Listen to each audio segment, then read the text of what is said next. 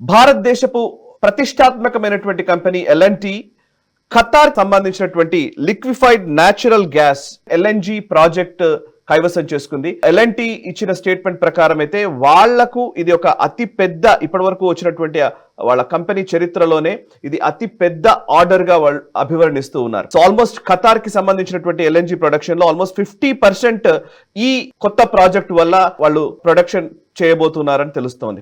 So నిజానికి ఇది పెద్ద వార్తే, ఒక చిన్న వార్త ఏం కాదు. ఎందుకంటే అంబానీలు అదానీలు ఇవి జరుగుతుంది అవి జరుగుతుంది వాడుతున్నారు. ఇప్పుడు ఎల్ఎన్టీ కూడా వేరే దేశాల్లో అంటే ఆయా దేశాల పాలసీ మేకింగ్ లో లేకపోతే వాళ్ళకి సంబంధించినటువంటి అనేక అంశాల్లో పట్టు సాధించాలంటే నిజానికి ఆర్థికంగా పరిపుష్టమైనటువంటి కంపెనీలు వీటి ద్వారా కూడా ద్వైపాక్షిక సంబంధాలు కావచ్చు, ఆయా దేశాలకు సంబంధించినటువంటి కీలకమైన నిర్ణయాల్లో మన భాగస్వామ్యం కూడా పెరుగుతుంది. సో ఖతార్తో ఎల్ఎన్టీ చేసుకున్న ఈ ఒప్పందం వల్ల కలిగే ప్రయోజనాలేంటి, డీటెయిల్స్ ఏంటి చెప్తారా? మనం గత నెల క్రితం ఖతార్ ఎమీర్ భారతదేశంకి వచ్చినప్పుడు దాని గురించి మనం గ్లోబల్ రౌండ్ లో చర్చించాం. కరెక్ట్. మోదీ గారు ప్రోటోకాల్ ని పక్కన పెట్టి ఎయిర్పోర్ట్ కి వెళ్ళి ఆయన రిసీవ్ చేశారు. నార్మల్ గా ఎవరు వచ్చినా గానీ డిగ్నటరీస్ ని ఒక ప్రోటోకాల్ మినిస్టర్ వెళ్ళి రిసీవ్ చేస్తారు. తర్వాత ఫార్మల్ రిసెప్షన్ ఉంటుంది మనకు హైదరాబాద్ హౌస్ లో కానీ, లేదా మనకు రాష్ట్రపతి భవన్ 4 కోర్ట్ లో కానీ గార్డ్ ఆఫ్ ఆనర్ ఉంటుంది. సో ఇది నార్మల్ ప్రొసీజర్. దాన్ని బ్రేక్ చేసి మోదీ గారు వెళ్ళి ఆ అమీర్ ఆఫ్ ఖతార్ ని ఎయిర్పోర్ట్ లో కలిసారు. చిన్న దేశం, మనతోటి చాలా గొడవలు ఉన్నాయి. నూపూర్ శర్మ ఇష్యూ కావచ్చు, లేదా మన సేలర్స్ ఇష్యూ కావచ్చు, చాలా ఇటువంటి మనకు చాలా వాళ్ళతోటి కొన్ని ఇబ్బందులు మనం గతంలో ఎదుర్కొన్నాము. అయినా మోదీ గారు ప్రోటోకాల్ ని పక్కన పెట్టి వెళ్ళి ఆయన కలిసి వచ్చారు. అంటే అర్థం చేసుకోవాలి, మోదీ గారు ఆయన దేశానికి లాభం లేని ఎటువంటి పని చేయరు. ఆ రిజల్ట్ ఈరోజు చూస్తున్నాం. ఎల్ఎన్టీ ఈ రోజు వాళ్ళ చరిత్రలోనే అతి పెద్ద కాంట్రాక్ట్ ని సైన్ చేశారు మన ఖతార్ తోటి. ఖతార్ లిక్విఫైడ్ న్యాచురల్ గ్యాస్ వాళ్ళకు ఉన్నటువంటి కెపాసిటీ ఇప్పుడు 100 కెపాసిటీ ఉంటే ఇంకో 50 కెపాసిటీ పెంచే దిశగా 50% ఖతార్ కున్న కెపాసిటీ పెంచే ప్రాజెక్ట్ ని ఎల్ఎన్టీకి ఇచ్చారు. ఇది ఎంత సిగ్నిఫికెంట్ మనం అర్థం చేసుకోవచ్చు. ఈ రోజు ప్రపంచవ్యాప్తంగా ఖతార్ అన్నది ఆల్మోస్ట్ నంబర్ 1 దేశం మనకు గ్యాస్ సప్లైకి సంబంధించి. అటువంటి దేశాన్ని ఒక 50% కెపాసిటీ ఈ రోజు భారతీయ కంపెనీ చేయబోతాం అంటే ఎంత సిగ్నిఫికెంట్ అర్థం చేసుకోవాలి. దీంట్లో చాలా ఉన్నాయి. ఒకటి, మనకు దాంట్లో మన కాంట్రాక్ట్ లో మన వాళ్ళందరూ కూడా ఇన్ఫ్రాస్ట్రక్చర్ అని తయారు చేస్తారు. దాని మొత్తం ప్రాజెక్ట్ అంతా కూడాను కంప్లీట్ గా ఎల్ఎన్టీ యొక్క సబ్సిడీ వాళ్ళ కాంట్రాక్టర్స్ వాళ్ళు దాన్ని డెవలప్ చేస్తారు. దీంతో ఏమవుతుందంటే దీర్ఘకాలీనంగా మనం ఖతార్ నుంచి ఎల్ఎన్జి సప్లైకి మనం కాంట్రాక్ట్స్ పెట్టుకుంటాం. కాబట్టి ఫస్ట్ రైట్ మనకు ఉంటుంది, మనం కొనుక్కుంటాం మాక్సిమం, తర్వాత మిగతా దేశాలు కూడా అమ్ముకుంటారు. 2, మనం ఈ రోజు ఖతార్ మీదే మాక్సిమం డిపెండ్ అయి ఉన్నాం. గతంలో మనకు 2-3 పైప్ లైన్స్ రావచ్చండి. మనకు టాపీ అని చెప్పేసి Turkmenistan, Afghanistan, Pakistan, India pipe line ఒకటి. అలాగే మనకు ఐపీఐ ఇరాన్, పాకిస్తాన్, ఇండియా, ఈ అన్ని కూడా పాకిస్తాన్ యొక్క వాళ్ళ పిచ్చితనం వల్ల మనం ఆ ప్రాజెక్ట్స్ అన్ని కూడా ఫెయిల్ అయిపోయినాయి. కాబట్టి ఈ రోజు మనకు ఖతార్ నుంచి తెచ్చుకోవడం అనేది చాలా మనకు అవసరం. బహుశా ఖతార్ నుంచి మనం even under see pipe line base gas తెచ్చుకున్నా ఆశ్చర్యపడక్కర్లేదు. కాబట్టి ఇది ఒక మన ఎనర్జీ రిక్వైర్మెంట్స్ కి చాలా కీలకమైనటువంటి ఒక ఒప్పందం ఇది. రెండవది చాలా కీలకమైనది, ఒక ఇంటర్నేషనల్ గా మనం చూసామంటే చైనాని దూరం పెడుతున్నాము. లేకపోతే చైనా వచ్చి ఇక్కడ కాంట్రాక్ట్స్ చేసిందంటే కనుక చైనా ఎనర్జీ నీడ్స్ లో మనం వాళ్ళకు దాసోహం అనేటువంటి పరిస్థితి.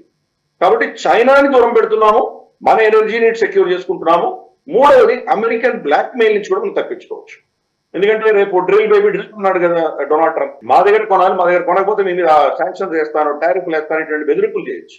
అందుకని ఆల్టర్నేట్ మనకు ప్రత్యామ్నాయాలు అని పెట్టుకుంటున్నాం.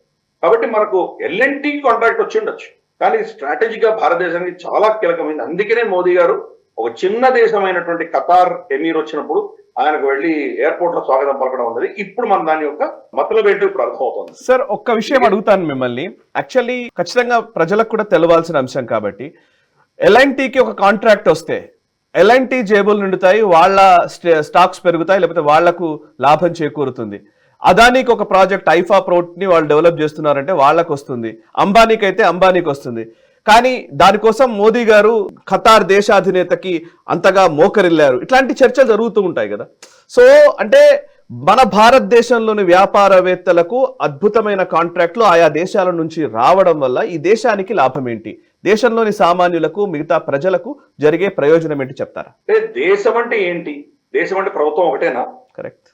దేశం అంటే ప్రభుత్వము, తర్వాత మన దేశంలో ఉన్నటువంటి వాణిజ్య పరమైనటువంటి మన శక్తి ఇవన్నీ కలిస్తేనే మన దేశం మనం ఒక పవర్ గా మనం బయటకు వెళ్ళగలం. ఈ రోజు మనకు ఐటీ కంపెనీలు చూద్దాం, ఇన్ఫోసిస్, తర్వాత మనకు విప్రో, తర్వాత టీసీఎస్ లాంటివి ప్రభుత్వం కాదు కదా, అవి ప్రైవేట్ రంగ సంస్థలు కదా. కానీ ఈ రోజు భారతదేశాన్ని ఒక ఐటీ పవర్ హౌస్ గా ఎందుకు వర్ణిస్తున్నారు? ఇవన్నీ కూడా ప్రైవేట్ కంపెనీలు కదా, మరి ఎందుకు వర్ణిస్తున్నారు వాళ్ళు? అలాగే మనం చూస్తే జియో చూద్దాం, బిఎస్ఎన్ఎల్ కాదు కదా, అది ఒక ప్రైవేట్ సంస్థ కదా. ప్రపంచంలోనే చీపెస్ట్ డేటా కాస్ట్ అనేది జియో ప్రొవైడ్ చేస్తుంది. సో అందుకని ఏ దేశమైనా కానీ కూడా ప్రభుత్వం చేయాల్సింది ప్రభుత్వం చేయాలి, వాళ్ళు బిజినెస్ చేయకూడదు. బిజినెస్ చేయడానికి ప్రైవేట్ ప్రజలు, తర్వాత ప్రైవేట్ రంగ సంస్థలు ఇవే చేయాలి. కానీ వాటికి సమర్థన ఇస్తూ, వాటికి రక్షణ ఇస్తూ, దాన్ని ప్రోత్సహిస్తున్నటువంటి ప్రభుత్వం మనకు కావాలి. అప్పుడే ఏదైనా సక్సెస్ అవుతుంది. కాబట్టి మన అన్ని దేశాలకు ఇదే మోడల్. చైనా కూడా చూసామంటే, ఇప్పుడు ఫర్ ఇన్స్టెన్స్ డొనాల్డ్ ట్రంప్ పనామాని క్యాప్చర్ చేస్తానంటున్నాడు, ఆయన పనామాని వెనక్కి తీసుకుంటున్నా అంటున్నాడు. ఎందుకు? ఇక్కడ చైనీస్ 2 కంపెనీలు టాప్ గా వస్తున్నాయి, పెసిఫిక్ సైడ్ తర్వాత అట్లాంటిక్ ఓషన్ సైడ్. వాళ్ళు దాన్ని మెయింటెనెన్స్ చేస్తున్నారు, వాళ్ళు దాన్ని రన్ చేస్తున్నారు. ప్రైవేట్ కంపెనీలు కదా, హచిన్సన్ అని చెప్పేసి హాంకాంగ్ నుంచి వచ్చింది ఆ కంపెనీ, ప్రైవేట్ రంగ సంస్థ కదా. చైనా ఎందుకు తీసుకుంది? మరి డొనాల్డ్ ట్రంప్ చైనా హస్తగతమైంది అని ఎందుకు చెప్తున్నాడు ఆయన? కాబట్టి ఇది అర్థం చేసుకోవాలి. ఏ దేశమైనా కానీ కూడా ఆ దేశము, ఆ ప్రభుత్వ యంత్రాంగము వెళ్తే పనులేం అవ్వవు. ఆ దేశంలో ఉన్నటువంటి బిజినెస్ లను వాడుకునే వాళ్ళ ఇన్ఫ్లుయెన్స్ ని ఈ ప్రాంతాలంతా పెట్టుకుంటారు. హైఫా పోర్ట్ ని అదానికి ఇవ్వమని చెప్పి అమెరికానే ఇజ్రాయెల్ మీద ఒత్తిడి తీసుకొచ్చింది. ఎందుకంటే అయితే చైనా హస్తగతం అయి ఉండేది. మన దగ్గర అంత పెద్ద బిజినెస్ కాంగ్లోమరేట్స్ ఉన్నాయి కాబట్టి ఇన్ని పెద్ద ప్రాజెక్టులు తీసుకునే క్షమత ఉంది వాళ్ళకి. ఏమీ లేని చిన్న కంపెనీలు ఇస్తే కానీ ఎలా తట్టుకోగలవు?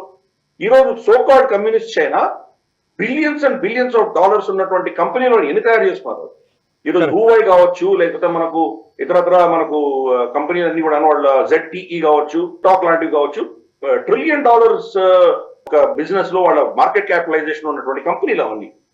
అలాగే వాళ్ళ షిప్పింగ్ కార్పొరేషన్, అలాగే వాళ్ళ గ్యాస్ సంబంధించింది, ఇవన్నీ కూడా ఏంటంటే ఆల్మోస్ట్ పెద్ద మేజర్ మ్యాసివ్ కాంగ్లోమరేట్స్ ప్రపంచంలో. అటువంటి సంస్థలు ప్రైవేట్ రంగంలో మనకు ఉంటేనే భారతదేశం నిజంగా మన వర్చస్సు, మన ప్రపంచంలో మనం ఒక విధమైన శక్తిగా ఎదగలం. కాబట్టి ఇటువంటి కంపెనీల సంఖ్య పెరగాలని మనం కోరుకోవాలి, కానీ వీళ్ళ వల్ల దేశానికి ఏం లాభం వస్తుందని అనుకోకూడదు. ఫస్ట్ ఆ కంపెనీ మనది కాబట్టి అక్కడ వాళ్ళు చేసేవన్నీ కూడా ఇప్పుడు వాళ్ళు ఎక్స్ట్రాక్ట్ చేయబోతున్నటువంటి ఆయిల్ కానీ గ్యాస్ కానీ భారతదేశానికి మనం ఫస్ట్ తెచ్చుకునేటువంటి అవకాశం మనకు ఫస్ట్ ఉంటుంది. రెండవది మన స్టాఫ్, మన ఇంజనీర్లు, మన ప్రజలకు మనకు అక్కడ ఉద్యోగ అవకాశాలు వస్తాయి. మూడవది ప్రపంచంలో జియో స్ట్రాటజిక్ గా మనం ఎంత కీలకమో అర్థమవుతుంది. కాబట్టి ఇంకా చాలా దేశాలు కూడా దానిలో భారతదేశం యొక్క పార్ట్నర్షిప్ ను కోరుకునేటువంటి పరిస్థితి రాబోతుంది. సో కాబట్టి మన శక్తిని ప్రొజెక్ట్ చేసుకోవాలి ప్రపంచవ్యాప్తంగా. అంటే కనుక దాని అవయవాలు, దేశం యొక్క అవయవాలలో మన ప్రైవేట్ రంగ సంస్థ కూడా చాలా కీలకమైనది. దాన్ని కమ్యూనిస్టులు అయితే కనుక వాళ్ళ ప్రభుత్వం ఉండాలి, ప్రభుత్వేతర శక్తులన్నీ కూడాను వీళ్ళు కరప్ట్, వీళ్ళు బూర్జువాజీలు అని చెప్పి వాళ్ళు దానికి ఒక ట్యాంక్ వేశారు కాబట్టి ఇవన్నీ అక్కర్లేదు అంటున్నారు. కానీ అది కానే కాదు. ఈరోజు రష్యా కూడా అంతే, రాస్కాస్మోస్ కావచ్చు, లేదా వాళ్ళది రష్యా ఆయిల్ కావచ్చు, ఇటువంటి పెద్ద కాంగ్లోమరేట్స్ ఉన్నాయి కాబట్టి రష్యా కూడా ఈరోజు ఫోర్స్ ప్రొజెక్ట్ చేయగలుగుతుంది. కాబట్టి కమ్యూనిస్ట్ భావజాలం అనేది ఇప్పుడు ప్రపంచంలో ఎవరు పాటించరు, ఈవెన్ కమ్యూనిస్ట్ దేశాలు కూడా పాటించవు అవి. కాబట్టి మన ప్రైవేట్ రంగ సంస్థలు, ఈ బాగా బలం ఉన్నటువంటి శక్తి ఉన్నటువంటి సంస్థలు వెళ్తేనే మనం మన దేశం యొక్క పురోగతి కావచ్చు, మన శక్తి కావచ్చు, మనం ప్రొజెక్ట్ చేయొచ్చు ప్రపంచంలో.